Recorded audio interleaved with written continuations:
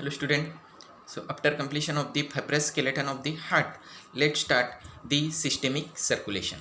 So systemic circulation, it should be occurs by the two muscular pump, that is the right pump and the left pump. Right pump that consists of the right atrium and the right ventricle, which is guarded by the tricuspid valve, and the left pump that consists of the left atrium, left ventricle, and the atrioventricular opening, it is guarded by the mitral valve. So the right pump, it should be occurs the pulmonary circulation, and the left pump, it occurs the systemic circulation. So let's start the how the systemic circulation should be occurs in the body. So let's start the systemic circulation of the heart. So it should be forming, that is the right and the left muscular pump. So right muscular pump, it should be formed by the right atrium and the right ventricle. The left muscular pump, that should be made by the left atrium and the left ventricle. So the blood coming out from the upper and the lower side of the body, that is the deoxygenated blood. So here you can see that is the inferior vena cava, the venous blood, and from the this, that is the superior vena cava. So that is the deoxygenated blood that should be enters into that the right atrium of the heart. Then from the right atrium, it should be enters into that the right ventricle through the tricuspid valve, which is present into that the junction of right and right atrium and the right ventricle. Then from the right ventricle, it should be enters into that the pulmonary trunk, and through the pulmonary trunk, through the pulmonary artery, it should be enters into that the deoxygenated blood into the lung for the oxygenation. And in the lung, that the deoxygenated blood is converted into that the oxygenated blood, and then throughout, that is the four pulmonary veins, it should be enters into the left atrium of the heart, and from the left atrium, it is enters into that the left ventricle throughout the bicuspid valve or the mitral valve. Then from the left ventricle, it should be enters into that the ascending aorta, arch of aorta, and the descending thoracic aorta, and from this, it should be circulated throughout the body. That is the systemic circulation. So here in this diagram, you can see that is the fetal heart circulation or the fetal circulation. So as you know, that is the fetus is totally dependent on the mother for the nutrition, and the lungs are not function into that the fetus. So that is the nutrition that should be comes out from the mother to that the fetus through the umbilical cord. So here that is the placenta is attached, and from the placenta, that is the umbilical cord is attached, and this umbilical cord that consists of the single umbilical vein and the two umbilical arteries. Okay? So the oxygenated blood from the mother to that the fetus, that should be passing out from the single umbilical vein. So here you can see that is the umbilical vein. So the oxygenated blood from the umbilical vein, that should be enters into that the liver, and into the liver, it should be bypass directly through the ductus venosus into that the inferior vena cava.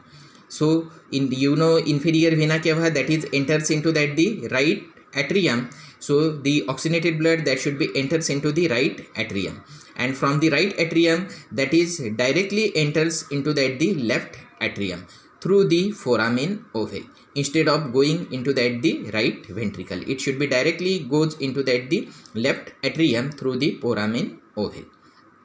Then from the left atrium, oxygenated blood, that should be enters into that the left ventricle, and from the left ventricle, then that should be enters into the ascending aorta, arch of aorta, and the descending thoracic aorta, and that should be circulated throughout the body.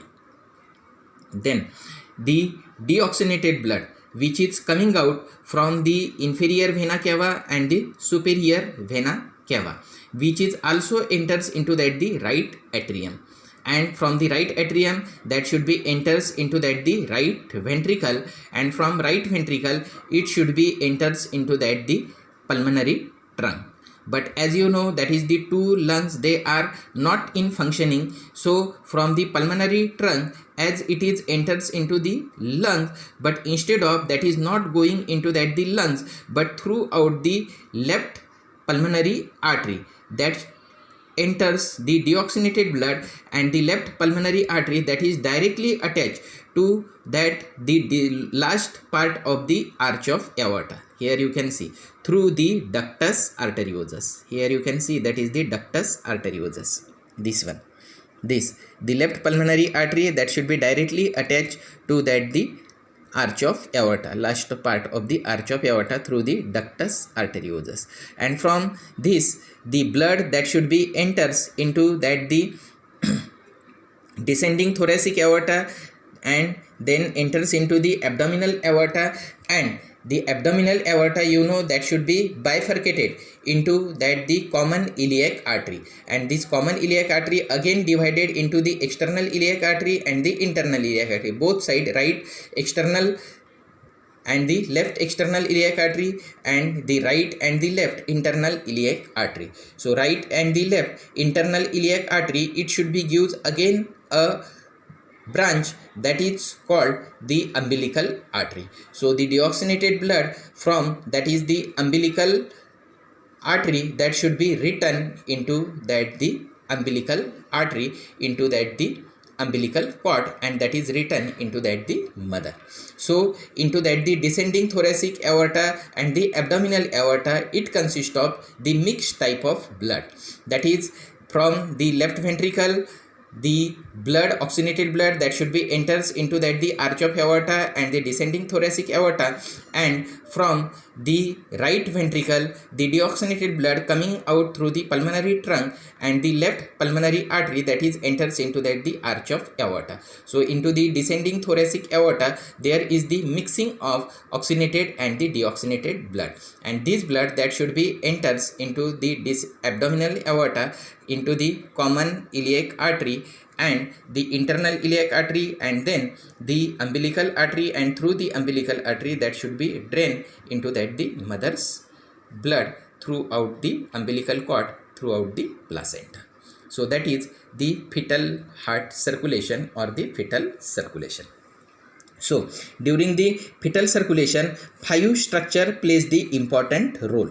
That is, one is that is the umbilical vein, second is that is the ductus venosus which is present into that the liver, third one that is the foramen ovale which is present between the right atrium and the left atrium, third one that is the ductus arteriosus where that is the left pulmonary artery is attached to the arch of aorta, and the two pulmonary artery, this one, which are the branch of internal iliac artery. So these 5 structure plays the important role into that the fetal circulation, and after the birth that the 5 structure they should be converted into that the other structure, that is the changes should be occurs after the birth into that the fetus, that is the lungs which are not functioning they should be start the function, the umbilical vein, this one, that is converted into the ligamentum teres of the liver,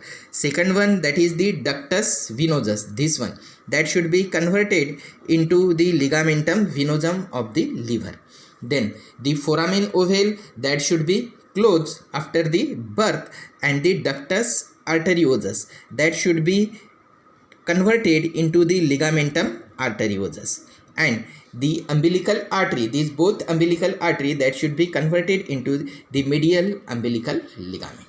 So these are the changes should be occurs after the birth.